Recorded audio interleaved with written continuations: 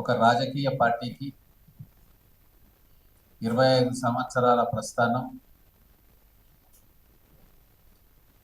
చాలా అపురూపమైనది. ముఖ్యంగా ప్రాంతీయ పార్టీకి ఒక గొప్ప మైలురాయి.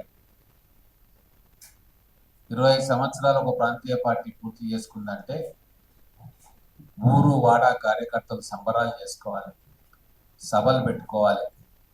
ఒక పక్షం రోజులు వాళ్ళు పార్టీ ఎందుకోసం పెట్టిండ్రు, వాళ్ళు చేసిన ధర్నాలు, దీక్షలు, సభలు, పోరాటాలు, అలాగే ప్రభుత్వంలోకి వచ్చిన తర్వాత వాళ్ళు చేసిన గొప్ప పనులు, ఇవన్నీ కూడా గ్రామం క్షేత్రస్థాయిలో సంబరాలు జరుపుకునే ఒక పెద్ద ఉత్సవం. మరి అట్లా సంబరాలు జరుపుకోవాల్సిన తరుణంలో కేవలం పార్టీ ఆఫీసులో ముఖ్యమైన నాయకులను పిలుచుకొని తూతూ మంత్రంగా జరుపుకుంటున్నారంటేనే తెలంగాణ ప్రజలకు, రాజకీయ విశ్లేషకులకు, పండితులకు అర్థమైపోతుంది బీఆర్ఎస్ పార్టీ ఎంత ఆత్మరక్షణలో పడిందో, ఉనికికే ప్రమాదం ఉంది అన్న సంగతి గుర్తించారు. కాబట్టే కేసీఆర్ గారు తెలంగాణ భవన్కి వచ్చి ప్రజలను దారి మళ్లించే ప్రయత్నం చేస్తూ ఉన్నారు. కనీసం ఉత్సవాలు జరుపుకునే పరిస్థితిలో కూడా కార్యకర్తలు లేరన్న విషయం ఆయనకు గుర్తొచ్చింది.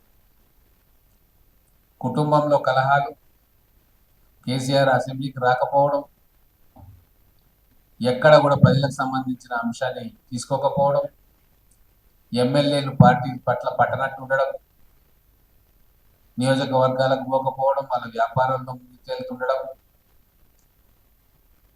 వర్కింగ్ ప్రెసిడెంట్ కేవలం ట్విట్టర్ల మీద రాజకీయ మనుగడ సాగిస్తుండడం, మిగతా ముఖ్య నాయకులు ఎవ్వరు కూడా ప్రెస్ మీట్లు పెట్టి ప్రెస్ ముందుకు రాకపోవడం, ఇవన్నీ దేనికి సంకేతాలంటే బీఆర్ఎస్ పార్టీ నిర్వీర్యం అయిపోయింది.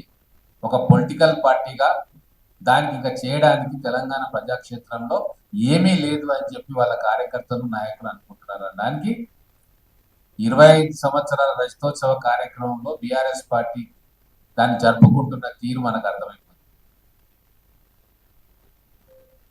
కవిత గారు పార్టీ పెట్టి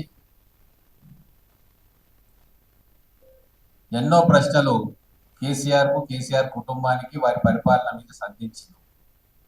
దానికి ఒక్కరు కూడా జవాబు చెప్పలేదు. కనీసం కేసీఆర్ అన్న వచ్చి జవాబులు చెప్తాడేమో అని అనుకుంటే దాని మీద ఒక్క మాట కూడా మాట్లాడలేదంటే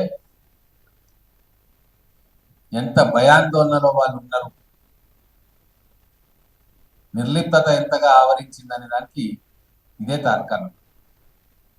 వ్యవస్థలు నిర్వీర్యం అయిపోయినాయని చెప్పి కేసీఆర్ గారు మాట్లాడింది. 2.5 సంవత్సరాలు కూడా పూర్తి కాలేదు కాంగ్రెస్ ప్రభుత్వం వచ్చి, ప్రజాపాలన ప్రభుత్వం వచ్చి. 2.5 సంవత్సరాలనే వ్యవస్థలన్నీ నిర్వీర్యం అయిపోయినాయి. ఇక ప్రజలు ఎదురు చూస్తున్నారు కేసీఆర్ మళ్ళీ సీఎం చేయడానికి అని చెప్పి సొంత డబ్బా కొట్టుకోవడానికి వాళ్ళ మీటింగ్ ఉపయోగపడ్డది. అంతేగాని ఆత్మవిమర్శ చేసుకోవడం, కార్యకర్తల నైతిక స్థైర్యాన్ని నింపుకోవడం, ప్రజాక్షేత్రంలో ఏ కార్యక్రమాలు తీసుకుంటామని చెప్పి ఒక కార్యాచరణను పెట్టడం, ఇవేవి కూడా ఆయన చేయలేకపోయాడు. వ్యవస్థల నిర్వీర్యం గురించి కేసీఆర్ మాట్లాడడం అనేది దయ్యాలు వేదాలు వదిలించినట్టు. 9.5 ఏళ్ల పాలనలో మొత్తం వ్యవస్థలను నిర్వీర్యం చేసిన ఘనత కేసీఆర్. రెవెన్యూ వ్యవస్థను నిర్వీర్యం చేసిండు. ధరణి ఒక పోర్టల్ను తీసుకొచ్చి దాని ద్వారా లక్షల మంది రైతుల ఉసురు పోసుకున్నాడు. వేల ఎకరాల భూములను తమ వాళ్ళకు అప్పచెప్పుకున్నారు. ఎన్నో ప్రభుత్వ భూములు మాయమైపోయినాయి. బెదిరించి లిటిగేషన్లో ఉన్న భూములను వాళ్ళ మీద చేసుకొని వేల కోట్ల రూపాయలు ఆర్జించుకోవడానికి ఉపయోగపడ్డాయి. ఎన్నో సంవత్సరాలుగా ఉన్న విఆర్ఓ వ్యవస్థను రద్దు చేశాడు. అలాగే విలేజ్ రెవెన్యూ అసిస్టెంట్లను వాళ్ళను కూడా ఆ వ్యవస్థను కూడా తీసేసి వాళ్ళను వేరే డిపార్ట్మెంట్లోకి పంపించాడు. ఇట్లా రెవెన్యూ వ్యవస్థ మొత్తాన్ని నిర్వీర్యం చేశాడు. అలాగే పోలీసు వ్యవస్థ, పోలీసులు ఉన్నది కేవలం పార్టీ కార్యకర్తలుగా మిగతా పార్టీల నాయకులను బెదిరించి పార్టీల్లోకి చేర్పించుకోవడం, గ్రామాల్లో పోలీస్ స్టేషన్లను పార్టీ ఆఫీసులుగా మార్చి